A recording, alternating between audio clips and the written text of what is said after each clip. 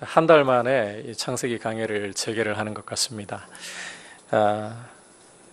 연휴가 끼어 있었고 또 야외 예배까지 교회가 사실상 좀 흐트러지기 쉬운 구조였다 해도 과언이 아닐 거예요. 이제 여러분께서 믿음의 규모를 잘 세워가도록 다시 한번 마음을 새롭게 하시고 또 무엇보다도 기도로 우리의 마음이 주님 앞에 늘 강건하게 서 있기를 축복합니다. 요약을 좀 해야 될 것 같아요. 우리가 앞서 41장에서 요셉이 바로의 꿈을 해석하고 천하를 살릴 대책까지 제시하는 것을 보았습니다. 이 일로 요셉은 일약 애굽의 총리로서 등극을 하게 되었습니다. 자, 그리고 시간이 흘러서 마침내 요셉이 해석한 대로 풍년이 지나가고 천하를 삼키는 큰 흉년이 도래하게 되었습니다. 하지만 애굽은 걱정이 없습니다. 왜냐하면 요셉이 하나님의 지혜를 가지고 큰 풍년의 시기에 흉년을 대비해서 곡식을 넉넉하게 저장을 해두었기 때문입니다. 자, 이처럼 요셉은 하나님의 이 연단의 손길에 붙잡혀 은혜의 손길에 붙잡혀서 천하를 살리는 귀한 모습으로 변화가 되었어요. 그렇다면 야곱과 그 아들들은 과연 어떻게 되었을까? 오늘 말씀에서 이제 이 야곱의 가정으로 시선을 돌려서 보면 이 약속의 땅이라고 해서 천하를 삼키는 흉년이 거기만 살짝 비껴가고 그러지 않죠. 따라서 야곱의 가정 역시 이 양식 부족으로 큰 고통을 겪게 되는데 이 와중에 야곱이 애굽에 곡식이 있다는 소식을 듣게 돼요. 이 소식을 듣고 이제 야곱이 아들들을 애굽으로 보내면서 드디어 형제들 간의 이 만남이 이루어집니다. 요셉과 형들의 만남이 이루어져요. 이 과정에서 일어나는 일을 오늘 보여주는데, 자, 이 말씀을 통해 가지고 오늘은 하나님 백성의 중요한 특징이 잘 드러나고 있어요. 그리고 이 중요한 특징을 이루어가기 위해서 어떤 과정이 정말로 꼭 필요한 것인가, 이 두 가지를 중심으로 우리가 말씀을 보려고 합니다. 자, 먼저 우리가 야곱과 그 아들들의 모습을 살펴보면서 하나님 백성에게 소극적으로 어울리지 않는 게 뭔가, 이거부터 좀 볼 필요가 있습니다. 자, 1절과 2절로 여러분께서 눈을 돌려보시면 애굽에 곡식이 있다는 소식을 야곱이 듣고는 아들들의 이 등을 떠미는 모습을 볼 수가 있습니다. 왜냐하면 지금 집에 양식이 떨어져 가고 있는데 손가락을 빨아야 할 상황이 다가오고 있는데 아들들 중에 누구도 일어나서 이 문제를 해결하려고 할 생각을 하지 않고 전부 서로 얼굴만 쳐다보는 이런 상황 속에 있었기 때문입니다. 여러분, 문제가 있으면 일어나서 누군가 이 문제를 풀려고 해야 되는 거 아닌가요? 하지만 야곱의 아들들의 모습을 보면 전부 다 서로 얼굴만 쳐다보고 누가 알아서 하겠지. 아버지가 등을 떠밀어야 그제서야 겨우 움직이는 이런 참 희한한 노릇이 야곱 가정에 벌어지고 있어요. 이게 야곱의 아들들의 모습입니다. 계속해서 3절, 4절 보시면 이제 야곱의 모습도 성경 기자가 보여주고 있는데, 자, 등 떠밀어 가지고 아들들을 애굽으로 내려보내고 있죠. 그런데 여기에서 하나 주목해 볼 게, 야곱이 아들들을 다 보내는 상황에서 하나들은 안 보내고 있어요. 누구를 안 보내고 있습니까? 베냐민을 보내지 않고 있죠. 그 이유가 4절 끝에 보니까 이는 그의 생각에 재난이 그에게 미칠까 두려워함이었더라. 과거에 사랑하는 아들 요셉을 잃은 경험이 있습니다. 그러다 보니까 이 야곱 마음에는 트라우마가 하나 생긴 것 같아요. 또 이러면 어떻게 하나. 그래서 지금 이 베냐민의 나이를 추정을 해보면 못 먹어도 20살 이상이에요. 장성한 아들이라는 거예요. 하지만 이 장성한 아들이라도 자기가 끼고 보호를 해야만 진짜 지켜낼 수 있다. 이런 생각을 지금 야곱이 하고 있다는 겁니다. 여러분, 야곱의 심정이 이해가 안 되는 건 아니에요. 하지만 지금 큰 흉년이, 천하를 삼키는 흉년이 와가지고 집에 양식이 다 동나기 직전입니다. 이런 상황이라면 아들들을 다 보낸다는 말이 무슨 말이겠어요? 많이 가야 그만큼 가족들이 먹고 살 양식을 충분히 사서 실어올 수 있다는 말 아닌가요? 이런 때에 하나라도 더 보내야 되는 거 아닙니까? 그런데 어린애도 아니고 품에 정말 끼고 돌봐야 할 어린애도 아니고 지금 장성했어요. 청년이에요. 충분히 제 앞가림을 할 나이예요. 그런데 야곱은 가족을 살게 할 이 문제에 베냐민은 쏙 빼놓고 있어요. 베냐민을 집착하고 내가 보호해야만 이 아들을 보호할 수 있다. 이런 착각이 지금 야곱 눈을 가려버렸다는 겁니다. 여러분, 지금 이 하나님의 백성을 대표하는 야곱과 이 아들들의 모습을 우리가 보아야 합니다. 먼저 아들들의 모습은 지금 집안에 큰 위기가 도래했음에도 불구하고 누구 하나 먼저 일어나서 문제를 해결하지 않는, 그냥 누군가 알아서 해주겠지 서로 얼굴만 쳐다보는 모습. 아버지는 이제는 절대로 내 소중한 아들 잃어버릴 수 없다. 지금 아들들이 다 가서 문제를 해결해야 할 판임에도 불구하고 다 팔을 걷어붙이고 지금 위기를 돌파해야 할 상황임에도 불구하고 내 소중한 것만은 잃지 않으리라. 그래서 소극적으로 문제를 풀어가는 데 있어서 은근한 이게 떠미는 것 같지만 방해를 하고 있는 이런 모습. 여러분, 과연 이게 참다운 하나님 백성의 모습이라고 할 수 있을까요?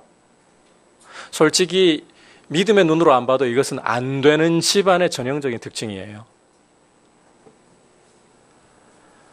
여러분, 하나님 백성은 인생에 문제가 발생할 때에 누군가가 알아서 해결하겠지, 그냥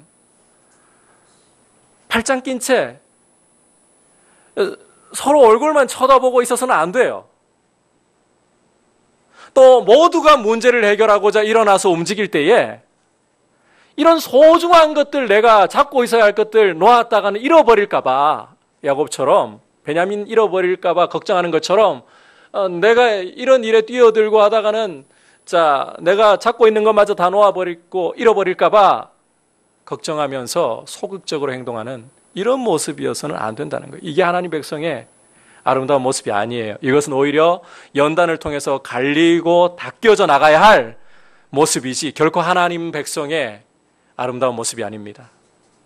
여러분, 우리가 사실 이 야곱의 가정 모습을 보면서, 야곱과 이 아들들의 모습을 보면서 삼자처럼 그 남의 이야기 읽는 것처럼 봐서 안 돼요. 이런 일이 발생할 때 실제 우리 삶 속에서 흔히들 볼 수 있는 현상이 지금 일어나고 있는 거예요.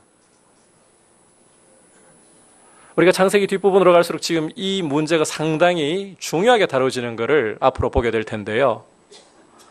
하나님의 백성은 서로 얼굴만 쳐다보면서 누군가 알아서 문제 해결하겠지, 또는 내 소중한 거 잃어버릴까 봐 모두가 일어날 때에 주저앉아 있는 모습 되어서는 안 됩니다.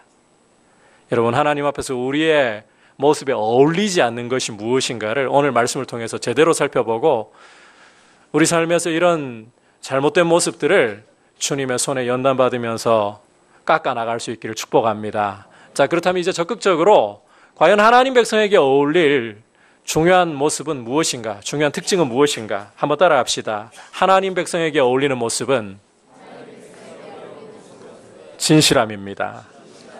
자, 진실함이 하나님 백성에게 어울리는 중요한 모습이다. 여러분, 이것을 이제 이 창세기 말씀을 통해서 확실히 새기셔야 돼요. 이제 애굽에 내려간 형들에게 어떤 일이 벌어지고 있는가 우리 함께 구체적으로 보겠습니다. 6절에서 9절까지 조금 길지만 함께 읽겠습니다. 시작. 때에 요셉이 나라의 총리로서 그 땅 모든 백성에게 곡식을 팔더니 요셉의 형들이 와서 그 앞에서 땅에 엎드려 절하매 요셉이 보고 형들인 줄 아나 모르는 체하고 엄한 소리로 그들에게 말하여 이르되 너희가 어디서 왔느냐? 곡물을 사려고 가나안에서 왔나이다. 요셉은 그의 형들을 알아보았으나 요셉을 알아보지 못하더라. 요셉이 그들에게 대하여 꾼 꿈을 생각하고 그들에게 이르되 너희는 정탐꾼들이라 이 나라의 틈을 엿보려고 왔느니라. 자, 지금 말씀 보니까 애굽에 내려가 가지고 재회가 이루어지고 있어요. 요셉과 형들의 재회가 이루어지고 있어요. 자, 참고로 요셉과 형들이 재회할 때는 요셉이 애굽의 총리가 되고도 자, 풍년이 7년간이었고 그 다음 흉년이 온 거잖아요. 적어도 7년 이상의 세월은 흘렀다는 말이거든요. 따라서 자, 요셉이 노예로 애굽에 팔리고 난 후부터 세월을 계산해 본다면 지금 20년 넘는 세월 만에 재회가 이루어지고 있다는 겁니다. 자, 그만한 이 강산이 2번 바뀔 만한 세월이 흘렀기 때문에 요셉 외모가 바뀌지 않았겠어요? 게다가 애굽 사람으로 지금 살아가고 있는 거잖아요. 뿐만 아니라 총리까지 되었잖아요. 그러니 자, 형들이 요셉을 몰라보는 것은 이상한 일이 전혀 아닐 거예요. 자, 하지만 요셉은 자기 앞에서 절하고 있는 형들을 보는 순간에 그들을 한눈에 알아봤습니다. 여러분, 아무리 세월이 많이 흘렀다 손치더라도 생각을 해보십시오. 울면서 나를 부디 살려주세요, 팔지 마세요, 애걸복걸하던 요셉을 매정하게 노예로 팔아버리던 형들의 그 사악한 얼굴, 과연 요셉의 마음에서 아무리 회복되었다지만 그게 그냥 잊혀진다고 생각하십니까? 잊을 수가 없는 거예요. 하지만 요셉은 일절 모르는 체 하면서 엄한 목소리로 너희가 어디서 왔느냐 추궁을 시작합니다. 자, 그러니까 요셉의 형들이 뭐 통상적인 답을 하고 있죠. 우리는 가나안 땅에서 왔는데 곡식 사러 온 겁니다. 분위기가 상당히 삼엄하니까 좀 기어 들어가는 목소리로 아마 이렇게 대답을 했을 거예요. 근데 이런 상황이 흘러가도 지금 형들은 여전히 요셉 못 알아보죠. 그러니까 요셉이 이제 어떻게 이 상황을 몰아세우고 있느냐, 형들을 무엇으로 몰아버리기 시작합니까? 정탐꾼들로 몰아세워버리기 시작합니다. 이 나라의 틈을 엿보러 온 자들이다. 자, 우리가 여기에서 질문을 좀 던져봐야 돼요. 요셉이 왜 이렇게 하는 걸까요? 왜 형들을 정탐꾼들로 몰아세워버리는 걸까요? 뭐 그냥 뻔하게 복수하려고? 솔직히 복수하려고 생각했더라면 형들 앞에서 눈을 들어 보시오 하고 내가 누구게? 그 요셉이라고 밝혀야 더 충격인 거 아니에요? 그리고 이제 때가 왔다 하면서 이자들 감옥에 당장 던져놓고 그 다음에 신하들 시켜가지고 연구하게 만드는 거예요.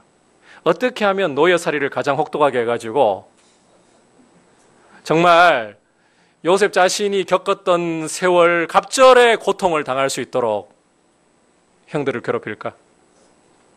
복수하려면 이렇게 하는 게 사이다같이 시원한 복수 아닌가요? 제 생각에는 그래요. 근데 이상하게도 형들을 정탐꾼으로 몰아가 버리고 있어요. 도대체 무슨 생각을 하는 건가? 자, 우리가 다시 9절로 돌아가서 보면 지금 이 형들과 요셉 사이의 그 만남 속에서 요셉이 형들이 자기 앞에 엎드려 절하는 것을 보는 순간에 형들에게 대해서 꾸었던 꿈을 생각했던 거 기록을 하고 있죠. 성경 기자가 이 사실을 보여주고 있죠. 여기 요셉이 형들에 대해 꾸었던 꿈이라는 것은 과거 17세 소년 당시에 꾸었던 2차례의 꿈을 가리키고 있는 거예요. 이 형들이 자기 앞에 와가지고 엎드려 절하는 모습을 보니까 하나님이 주셨던 그 꿈이 마침내 이루어졌구나. 요셉은 지금 이 순간에도 하나님께서 꿈을 주실 뿐만 아니라 그것을 신실하게 은혜로 이루어 주셨다는 것을 떠올리면서, 하나님 은혜를 떠올리면서, 하나님의 신실함을 떠올리면서 생각을 거기에 머물게 하고 있어요. 자, 이런 사람이 과연, 하나님의 은혜를 떠올리는 사람이 과연 그 순간에 복수를 도모한다라고 할 수 있을까요? 자, 24절을 봐도 이게 복수가 아니라는 거 확실히 알 수가 있어요. 24절로 가서 보시면 요셉은 형들이 마침내 과거 요셉을 팔았던 것에 대해서 괴로워하면서 후회하는 빛을 보게 되죠.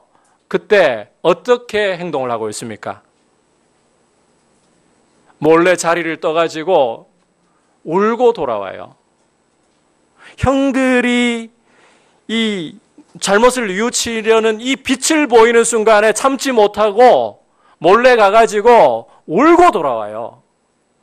여러분, 이런 사람이 과연 형들에게 복수를 하려고 지금 형들을 정탐꾼으로 몰아세운다, 말이 되겠습니까? 그렇지 않다는 거예요. 그러면 도대체 요셉은 왜 이렇게 형들을 정탐꾼으로 몰아세우는가? 중요한 다른 목적이 있습니다. 자, 이어지는 요셉과 형들의 대화 속에서 그 목적이 드러나는데 우리 10절, 11절 말씀 함께 읽어보도록 하겠습니다. 시작. 그들이 그에게 이르되 내 주여 아니니이다. 당신의 종들은 곡물을 사러 왔나이다. 우리는 다 한 사람의 아들들로서 확실한 자들이니 당신의 종들은 정탐꾼이 아니니이다. 자, 요셉이 형들을 정탐꾼으로 몰아버리니까 형들에게서 답변이 나오는데 자신들은 결코 정탐꾼이 아니고 단지 곡물을 사러 온 자들일 뿐, 진짜 곡물을 사러 온 자들일 뿐. 그리고 자, 자기 신원을 이제 공개하기 시작하죠. 처음에 뭐라고 공개를 합니까? 다 한 아버지의 아들들입니다. 그리고 또 한마디를 남기는데 여러분, 이 말을 주목해야 돼요. 어떤 말을 남깁니까? 확실한 자들입니다. 여러분, 이 확실한 자들이라는 말이 오늘 말씀에서 굉장히 중요해요. 여러분께서 오늘 이 42장 전체를 읽어보시면 가장 많이 반복되고 있는 단어가 확실, 진실이라는 말이에요. 혹은 정직. 바로 이 확실함이라는 것이 지금 요셉이 형들에게서 의도하고 있는 바예요. 형들로부터 확실함을 끌어내고자 하는 것이 요셉이 목적하고 있는 바라는 거예요. 여러분, 정탐꾼이라는 것은 이웃 나라를 몰래 살피면서 틈을 엿보는 사람들입니다. 이런 사람들이 자, 발각되어서 신변이 노출된다. 최소 어떤 일이 벌어지겠습니까? 사형을 당할 수밖에 없어요. 요셉 말에서도 너희가 죽지 않냐리라. 사형을 당할 수밖에 없어요. 자, 그러니 자, 사람들이 정탐꾼으로 몰리게 될 때, 특히 애꿎은 사람이 정탐꾼으로 몰리게 될 때 어떤 태도를 보일 수밖에 없겠습니까? 그냥 자기가 정탐꾼이라고 덮어쓰겠어요? 절대로 안 덮어쓰려고 하죠. 자기가 어떻게든 하든지 확실한 사람이라는 것을 입증하기 위해서 자기 신원을 자꾸 공개하고 증명하려고 그렇게 애쓰는 거 아니겠어요? 요셉은 이런 방식으로 해가지고 형들에게서 확실함을 끌어내려고 하고 있는 거예요. 그냥 몰아세우는 게 아니라 하나님의 지혜로 이들을 바라보면서 정탐꾼이라는 말로 이들에게서 확실함을 자꾸 끌어내려고 하고 있는 거예요. 자, 그리고 우리가 뒤에서 계속 이어지는 내용에서 보겠지만 확실함이라는 것은 자, 다른 말로 이렇게도 바꿀 수 있습니다. 진실함이라고 바꿀 수 있습니다. 진실함이라고. 결국 형들에게서 진실함을 끌어내려고 하는 것이 요셉이 목적하는 바라는 거예요. 왜냐하면 바로 이 진실함이라는 것이 하나님의 백성의 중요한 특징이기 때문에. 여러분 한번 따라하겠습니다. 진실함이 하나님 백성의 특징입니다. 숫자가 하나님 백성의 특징이 아니에요. 물론 우리가 창세기 마지막 부분과 출애굽기 시작 부분을 보시면 하나님께서 이스라엘을 애굽으로 이끌어 가셔가지고는 번성하게 되는, 수적으로도 민족으로 번성하게 되는 일들을 주요하게 기록하고 있는 것을 볼 수가 있습니다. 하지만 수적으로 많아지기만 한다고 해서 하나님 백성이 저절로 세워지는 게 아니에요. 여러분, 만약에 숫자가 하나님 백성의 주요한 특징이라고 했다면 하나님이 왜 아브라함을 선택을 하셨을까요? 당신의 백성을 세우시는데. 아이도 못 낳는 사람이잖아요. 차라리 이 당시 근동지역에서 최강국이라고 할 수 있고 숫자도 많은 애굽을 선택하는 게 더 맞지 않습니까? 출애굽기를 읽어보면요, 신명기에서도 거듭 강조하시는 게 이스라엘을 하나님이 선택하신 게 민족들 가운데서 이스라엘이 숫자가 많거나 강하기 때문이 아니에요. 오히려 제일 약하고 제일 숫자로도 보잘것없는 노예 민족. 이걸 보면 하나님 백성의 주요한 특징은 그냥 숫자가 많아지는 게 아닙니다. 진실함이야말로 하나님 백성에게서 꼭 나와야 할 중요한 특징이라는 거예요. 진실함. 요셉은 하나님이 자신을 연단하시고 애굽 총리로 옮겨 세우시는 이 과정 통해서 확실히 깨달은 거예요. 특히 13년의 세월 동안에 자기를 연단하는 과정을 보니까요. 요셉에게 하나님이 그냥 총리 자리 맡기신 거 아니잖아요. 거룩한 그릇 만드시고 진실한 그릇 만드시고 그러니까 분명히 깨닫고 있는 거예요. 하나님 백성을 자기가 번성시키기는 번성시켜야 되는데 그 책임을 하나님 맡기시려고 총리의 자리를 주셨는데 그런데 그냥 번성이 아니라 숫자의 번성이 아니라 진실함을 가진 번성. 그래서 오늘 요셉은 이 이스라엘 12지파에 소속되는 이 형들을 진실하게 만들려고 어떻게 하든지 이들에게서 진실함이 나오도록 하려고 몰아세우고 있는 겁니다. 여러분, 진실함이 우리의 중요한 특징이 될 수 있기를 주의 이름으로 축복합니다. 과거 제가 부목사로 섬겼던 교회 중에 하나는 예배당을 건축할 때 외벽을 전부 유리로 다 지었어요. 여름에 냉방비가 어마어마하겠죠.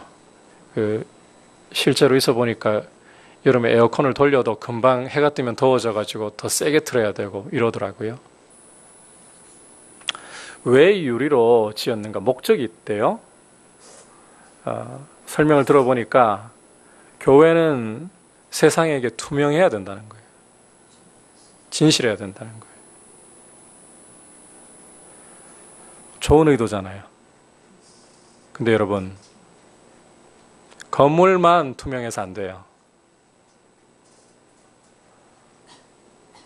그건 제대로 투명한 게 아니에요. 누가 투명해야 됩니까? 사람이 투명해야 돼요. 왜냐하면 교회는 사람이기 때문이에요. 예수 그리스도를 주로 고백하는 사람이 교회이기 때문이에요.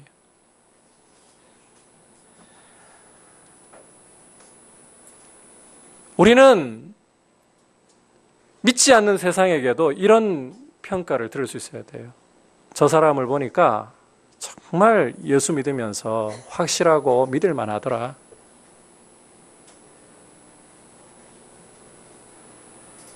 예수를 믿는 아무개를 보니까 저 사람은 진짜 예수 믿는 사람 맞아. 뒤가 구린 게 없어. 근데 예수를 안 믿는 사람들이 우리를 볼 때에 저 사람에게는 뭔가 자꾸 꿍꿍이가 있는 것 같고 뭔가 투명하지가 않고 봐도 이 까도 양파처럼 계속 뭐가 자꾸 나오고 이 어울리는 모습이 아니에요. 성도로서 굉장히 부끄러운 일인 거예요. 여러분, 사람 앞에서도 그러하다면 하나님 앞에서 오죽하겠습니까? 우리의 중심을 꿰뚫어 보시는 하나님 앞에서 진실해야 되는 거예요. 여러분, 오늘 이 사실 여러분께서 꼭 좀 기억하시기를 바랍니다. 하나님 눈에는 10,000명의 거짓된 사람들보다 숫자 많은 게 그리 중요하지 않다 했죠. 거짓된 사람 10,000명 모여 있는 것보다 한 사람이라도 진실한 사람이 있는 것이 중요합니다. 이런 사람들이 하나님 눈에 크게 보이는 겁니다. 그렇다면 우리가 교회를 바라보는 것도 시선이 달라야 돼요. 요즘 개척을 해가지고 교회가 참 안 된다는 이야기들을 많이 들어요. 어디 나가보면 교회 개척해가지고 저는 할 수만 있으면 저희 친구들이 교회 개척하려고 할 때 좀 말려요. 물어봐요. 정말 하나님께로부터 말씀 받았나? 안 그러고 그냥 다른 데 이제 나이가 있으니까 부목사로 갈 수도 없고 또 뭐 설령 받아준다 해도 남 밑에 들어가기도 싫고 저 후배 중에는 이런 친구도 있긴 있더라고요. 아내가 교사예요. 그러니까 월 수입이 고정적이고 안정적이잖아요. 개척을 한번 해볼까? 자, 하지 마라 그랬어요.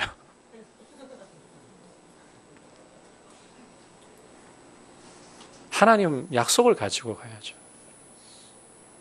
이런 시대에 사실 우리 민들레 교회 밖에서 칭찬을 많이 하시더라고요. 그런 이야기들을, 목사님 성공하셨네요. 목회 성공하셨네요. 근데 여러분,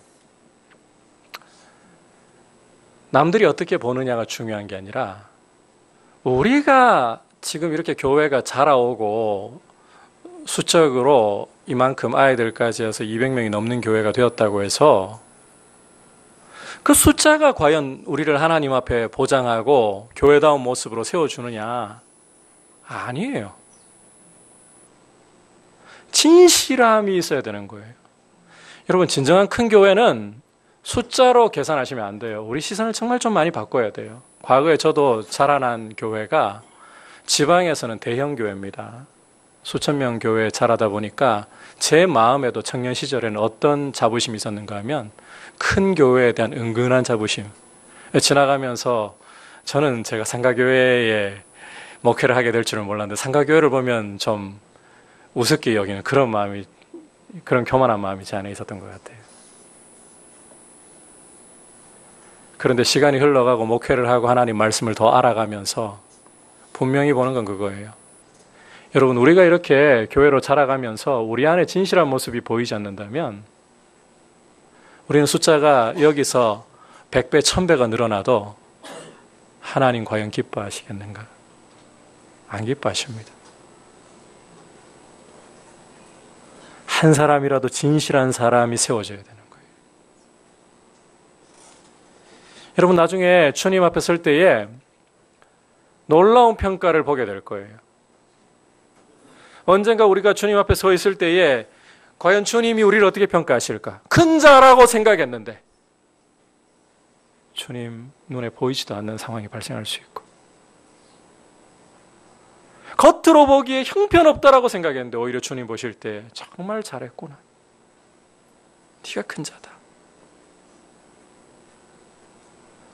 교회는 올바른 가치를 붙들어야 돼요. 오늘 요셉이 형들에게서 끌어내려고 하는 것이, 정탐꾼으로 몰면서 끌어내려고 하는 것이 진실함이라는 이 표현이라는 거 여러분 꼭 기억하면서 우리가 앞으로 이 진실함에 대해서 말씀을 통해 가지고 창세기 45장까지는 이게 계속 이어집니다. 진실함을 정말 굳게 붙들려고 하자. 진실함이 하나님 백성에게 없어서는 안 될 중요한 특징이다. 이 가치를 여러분 꼭 붙들 수 있기를 주의 이름으로 축복합니다. 자, 그렇다면 오늘은 이제 좀 초점을 맞춰야 될 게 진실함 그 자체보다 진실함에 이르게 되는, 지금 앞서 보았지만 야곱의 모습이라든지 형들의 모습을 보면 사실 진실함과는 거리가 좀 있거든요. 이 진실함으로 회복이 되어야 되는데 하나님의 백성이라면 어떻게 회복할 수 있느냐? 한번 따라합시다. 진실함은 죄를 깨닫고 인정하는 것으로부터 시작됩니다. 이 진실함은 회개로부터 출발한다라는 사실을 꼭 기억을 하셔야 돼요. 오늘 이 부분을 여러분이 중요하게 붙잡으셔야 돼요. 계속 12절 보시면 요셉은 형들의 해명을 충분하게 여기지 않고 있습니다. 우리는 다 한 사람의 아들들입니다. 이 해명만으로는 충분하게 여기지 않아요. 그리고 계속 형들을 압박하는데 이제 두 번째 압박. 자, 아니야, 너희들 정탐꾼이야. 그러니까 자, 여기에 형들이 또 어떤 해명을 하고 있는가? 13절 확인해 보겠습니다. 시작. 그들이 이르되 당신의 종 우리들은 12 형제로서 가나안 땅 한 사람의 아들들이라. 막내 아들은 오늘 아버지와 함께 있고 또 하나는 없어졌나이다. 자, 이제 두 번째 압박이 들어오니까요. 첫 번째 압박에는 우리가 한 사람의 아들들. 그런데 두 번째 압박이 들어오니까 이게 뭐야? 안 믿어주잖아요. 이제 어디까지 공개가 되고 있습니까? 우리는 한 사람의 아들들일 뿐만 아니라 12 형제가 있는 집입니다. 막내 아들 베냐민을 가리키죠. 베냐민은 아버지하고 지금 함께 있고 또 한 아들이 있는데 이 아들은 없어졌습니다. 지금 아들들에 대한 신상 공개까지 이루어지고 있어요. 자, 이 정도면 어느 정도 만족스럽게 공개한 것 같은데 요셉은 또 멈추질 않아요. 3차 압박을 가합니다. 14절부터 17절까지 어떻게 압박을 가하는가? 자, 함께 길지만 읽어보겠습니다. 시작. 요셉이 그들에게 이르되 내가 너희에게 이르기를 너희는 정탐꾼들이라 한 말이 이것이니라. 너희는 이같이 하여 너희 진실함을 증명할 것이라. 바로의 생명으로 맹세하노니 너희 막내 아우가 여기 오지 아니하면 너희가 여기서 나가지 못하리라. 너희 중 하나를 보내어 너희 아우를 데려오게 하고 너희는 갇혀 있으라. 내가 너희의 말을 시험하여 너희 중에 진실이 있는지 보리라. 바로의 생명으로 맹세하노니 그리하지 아니하면 너희는 과연 정탐꾼이니라 하고 그들을 다 함께 3일을 가두었더라. 자, 요셉의 3차 압박은 너희들의 말로만 말고 행동으로 직접 증명을 하라는 거예요. 집에 있는 막내 아들 베냐민 데려와가지고 너희 말이 사실인지 행동으로 증명을 해라. 자, 이렇게 해도 아직까지 형들은 자, 지금 너무 충격을 받아가지고 그런 것인지 아무것도 뭐 더 이상 할 엄두를 못 내요. 그러니까 요셉이 이제 마지막 압박을 어떻게 가하느냐. 이들을 사흘 동안 감옥에 가두는데 자, 사흘째 회유책을 좀 던져줍니다. 나는 하나님을 경외하는 자다. 이 말이 무슨 말인가 하면 너희 생명을 함부로 안 다루고 싶다. 내가 여기서 하나님이라는 것은 우리가 믿는 하나님 개념으로 요셉이 던진 게 아니에요. 보편적인 개념으로 나는 신을 두려워하는 자다. 아직까지 정체를 노출하면 안 되니까. 나는 신을 두려워해서 너희 생명도 함부로 안 다룬다. 그러니 자, 내가 절충안을 줄게. 이전에는 한 사람만 집으로 가서 막내 데려오라 했는데 이제는 한 사람만 갇히고 나머지는 다 집으로 돌아가라. 그래서 너희 말을 진실하게 증명을 해라. 자, 그런데 이렇게 4차 압박에 들어갔을 때에 회유책을 포함한 4차 압박에 들어갔을 때에 형들에게서 지금 놀라운 빛이 하나 비치기 시작해요. 어떤 빛이 비치느냐? 자, 우리 21절 함께 읽어보겠습니다. 시작. 그들이 서로 말하되 우리가 아우의 일로 말미암아 범죄하였도다. 그가 우리에게 애걸할 때에 그 마음의 괴로움을 보고도 듣지 아니하였으므로 이 괴로움이 우리에게 임하도다. 자, 보십시오. 스파이로 몰리고 감옥에까지 갇히게 되고 이 상상도 못하고 애굽에 내려왔습니다. 그런데 이런 일을 겪고 보니까 자, 그러면서 지금 어디로 뭐 움직이려 해도 움직일 수 있는 틈이 안 보이니까 형들이 갑자기 마음에 하나 생각을 하기 시작하는 거예요. 네 차례의 압박을 통해서 생각을 하나 하기 시작해요. 우리말 번역이 상당히 이 21절에서 아쉬운 부분이 있는데 원문을 참고하면 형들의 말 시작 부분에 그 우리가라는 말 부분 바로 앞에 감탄사가 하나 있습니다. 아발이라고 하는 감탄사인데 그냥 우리말로 좀 번역하자면 아, 그랬구나. 이전까지 미처 생각지도 못한 일을 갑자기 깨달았을 때에 당혹스러울 때 터뜨리는 감탄사예요. 아, 그랬구나. 4차 압박이 들어오니까 더 이상 피할 길이 없습니다. 그때서야 아, 그랬구나. 우리가 요셉에게 범죄했구나. 그 전까지 20년 넘는 세월 동안을 이들은 요셉의 일을 덮어놓고 있었습니다. 요셉에게 압박당하면서 우리는 12형제입니다. 그들 중에 하나는 없어졌나이다. 여기까지 이야기를 해도 그때까지만 해도 범죄라고 생각하지 않았습니다.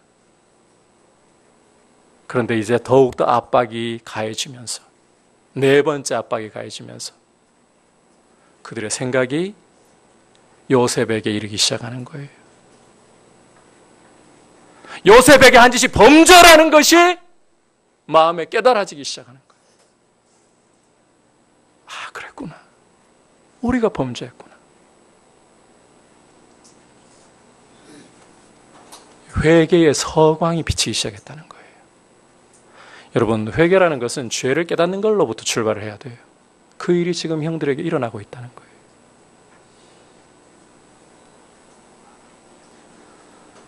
이걸 보고 요셉이 울고 돌아오죠. 원하는 바가, 하나님이 형들에게 원하시는 바가 자기를 통해 지금 이루어져 가고 있거든요. 형들에게 진짜 이루어져야 될 건 이 회개였던 거예요. 회개가 있어야만 진실함을 회복할 수 있으니까. 여러분, 하나님 백성이 진실함을 회복할 수 있는 유일한 길은 자신의 죄를 깨닫고 그 죄로부터 돌이키는 회개 외에는 없습니다. 회개만이 우리 영혼의 거짓을 걷어낼 수가 있고, 회개만이 우리 영혼의 완고함을 녹여낼 수가 있습니다. 여러분, 오늘날은 우리 한국교회에서 이 회개라는 것에 대해서 점점 개념이 실종되어 가고 있습니다. 말은 실종되었다고 할 수 없어요. 아직까지 회개란 말이 그래도 남아있긴 남아있어요. 그런데 진정한 회개는 실종되어 가고 있습니다. 우리는 정말 거룩한 말씀과 성령의 조명 아래서 우리 마음속에 죄악을 통렬하게 깨닫고 그 죄로부터 돌이키려고 하는 이런 회개를 너무 지금 가볍게 다루고 있고 제대로 하지 않는 시대를 살고 있어요. 진짜 회개가 이루어진다면 여러분, 교회 안에서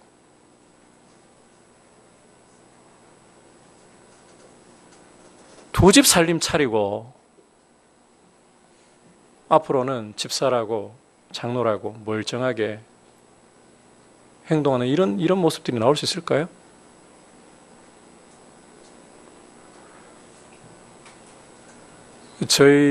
죄송합니다. 저희 집안 이야기가 좀 나와가지고 죄송한데, 저희 고모부께서는 예수를 절대 안 믿으려고 해요. 그 과거 이야기 들어보니까 장로님한테 사기당했다 하더라고요. 사업하다가.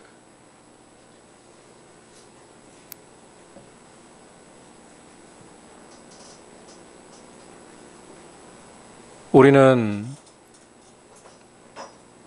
이런 사기를 치고도 그냥 주일날 예배당에 멀쩡히 앉아 있습니다.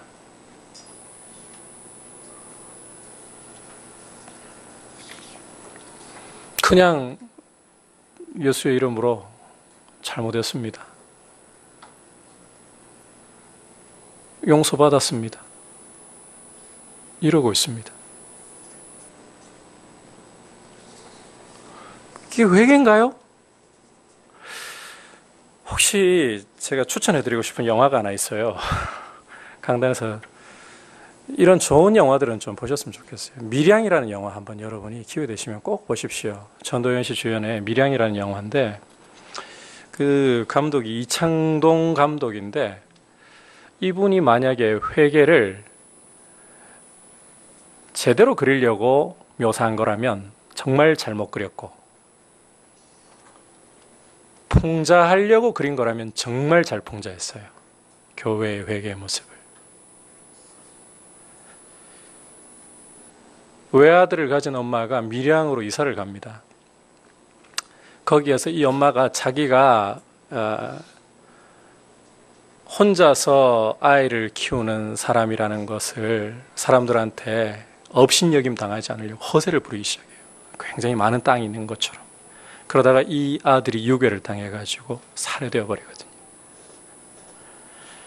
나중에 이 살인범 잡혀가지고 그 사이에 이 고통을 해결하려고 교회를 가죠. 믿음을 가지게 되는 것 같아요. 믿음을 가지게 되는 것 같으면서 예수님의 말씀을 듣고는 원수라도 사랑하라, 용서하라. 이제 자기 아들을 살해한 범인을 용서하려고 감옥에 찾아갑니다. 괜찮겠냐고 주변에서 말려도 그렇게 찾아갑니다. 용서해야지. 용서하겠다고. 그런데 찾아가서 살해한 범인을 만나는데 이 범인은 이 면회하러 나와가지고 얼굴이 너무 평안해요. 뭐라고 대답을 하는가 하면, 저는 감옥에서 예수님 만났고 당신을 위해서 기도하고 있습니다. 평안한 얼굴로 이렇게 이야기합니다. 이 순간에 이 아이를 잃은 엄마는 뒤집어져 버리는 거예요. 완전히 돌아서 이제는 예수고 뭐고 정말 이런 태도로, 심지어 그 장로님도 유혹해가지고 넘어뜨리게 하려고 이렇게 완전히 태도가 돌변하는 거예요. 여러분, 살인범이 보이는 모습이 정상적인 그리스도인의 모습이라고 생각합니까?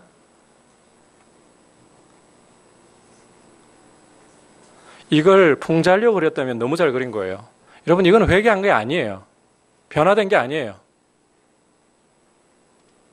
어떻게 자기가 죽인 아이의 어머니를 앞에 두고도 눈물 한 방울 보이지 않으면서 내가 죽어도 마땅한 죄인이라는 말 한마디 하지 않으면서 나는 이미 용서받았고 당신을 위해서 기도하고 있습니다.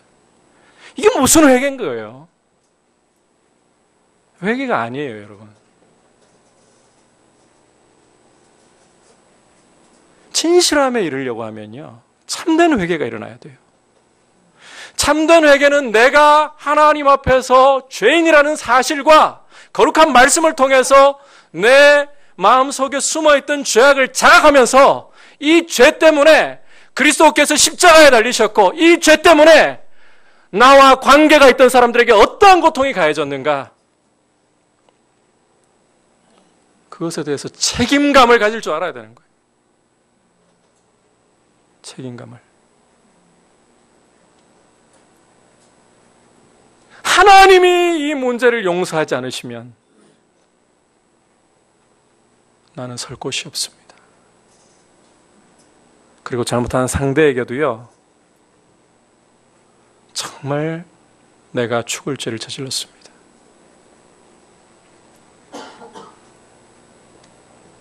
철저히 엎드려야죠. 근데 참 우리는 목회자들부터가 그러고 있습니다. 털어서 먼지 안 나오는 사람 있으면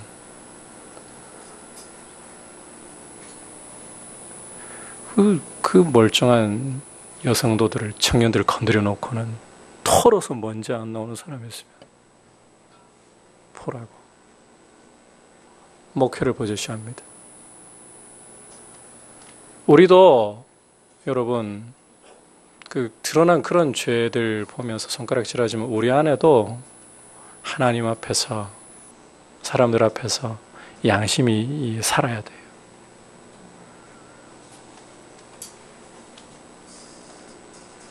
하나님 앞에 우리가 잘못하고, 형제들을 대할 때 우리가 잘못하고, 우리의 삶 가운데 잘못한 거, 우리 지혜로는, 우리 실력으로는 이 완고함을 깨뜨리지 못하고 깨닫지 못합니다. 성령께서 은혜의 빛을 주셔서, 여러분 오늘 형들이 깨닫게 되는 거, 하나님 지혜로 야곱이 이 형들을 이끌어 가기 때문에 이렇게 나오는 거예요. 이런 모습들이 올라오기 시작하는 거예요. 우리도 하나님 은혜로 거룩한 성령의 조명과 말씀의 빛 가운데에서 우리에게 은혜의 빛을 주셔서 깨닫기 시작하고, 우리가 죄 문제를 가볍게 다루지 맙시다. 과거에는 너무 용서받은 죄까지도 또 너무 붙들어가지고 그걸로 신음하고 고통하고, 용서를 주님 다 해주셨는데 좀 물고기 낚았다가 또 호수에 던져놓고 또 낚아내고 또 던지고, 제발 좀 그냥 낚아가지고 집어넣어 놓으면 좋은데 또 던지고 또 낚아내고 또 던지고, 죄지었어요. 똑같은 죄 회개하고도 또 돌이켜가지고 주님 용서 안 한 것처럼 이런 죄책감에 시달린 그런 경우도 있었습니다. 좀 예민할 때는 그렇게라도 했어요. 지금은 차라리 그 시대가 그리운 지경이 되었어요. 우리가 주님 앞에 통렬하게 죄를 버리기 위해서는, 진실함을 가져오기 위해서는 정말 제대로 된 회개가 필요합니다. 주님, 우리에게 성령의 거룩한 바람이 불고 주님의 말씀의 빛이 우리에게 제대로 비추어서 정말 진실한 회개들이 우리 안에 일어나고, 우리가 그래서 교회가요, 그렇게 돼야 돼요. 서로 볼 때 이게 구린 구석이 나오면 안 돼요. 서로 만날 때에 이게 참 마음이 서로 비치고 맑은 물처럼 그렇게 서로 만나는 게 반갑고, 이렇게 교회가 가야 돼요. 자꾸 만나는데 뭔가를 자꾸 감추고, 뭔가를 자꾸 이게 숨긴 거 있는 것 같고, 이래서는 안 되는 거예요. 회개의 열매는 감추지 않습니다. 하나님 앞에서, 사람들 앞에서 진실해져 가는 것입니다. 이게 하나님 교회의 특징이고 하나님 백성의 특징입니다. 여러분, 이런 모습을 우리가 세워나가도록 회개를 힘쓸 수 있기를 축복합니다. 오늘 말씀을 통해서 하나님 백성의 중요한 특징이 무엇인가 보았습니다.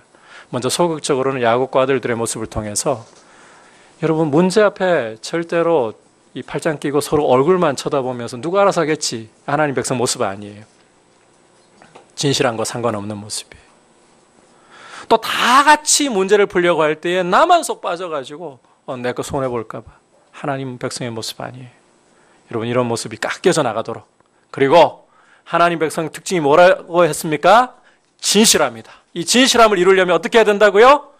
회개를, 진실한 회개를 힘써야 합니다. 이런 모습으로 우리의 모습 가운데 진실함이 더욱더 세워져 갈 수 있길 축복합니다. 같이 주님 앞에